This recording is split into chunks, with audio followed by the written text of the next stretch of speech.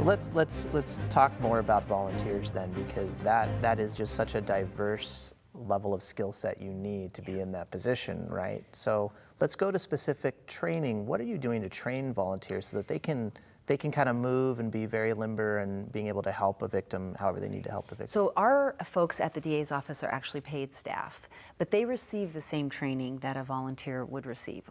So in order for a volunteer to have confidentiality with a victim, they have to receive at least 20 hours of domestic violence training.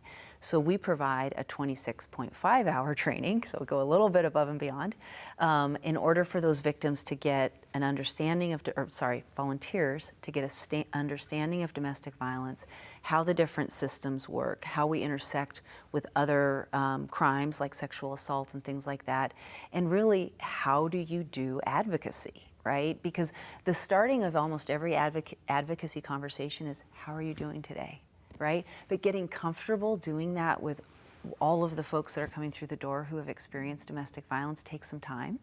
So we do a lot of training, we do a lot of role playing, and then for whichever sort of area of the agency you go out to volunteer in, you get on the job training and job shadowing. So we typically do like a 3 to 4 month job shadowing, and then once you feel ready as a volunteer, you're ready to perform the duties independently.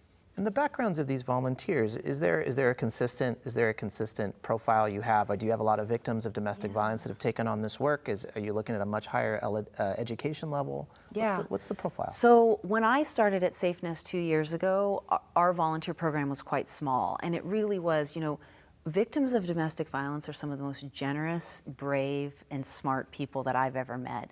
And they get far enough away from their trauma, and they are just driven to give back to other folks that may be suffering in that space.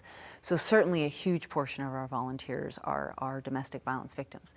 But in the last 2 years, as we've been talking about this program and other things, we've really done a large-scale effort to talk to the community about domestic violence, right? So if you think about 1 in 3 women in our community, 1 in 7 men are affected by domestic violence, we all know somebody. So now we're starting to see family members and community members and folks that just want to make a difference, Metro volunteers who want to come in and be engaged in this program. So we're probably at about 50-50 of folks that have actually been through a domestic violence experience, and community members or family members or people who are auxiliary affected that want to come in and make a difference. There is no education level that prepares you for this work.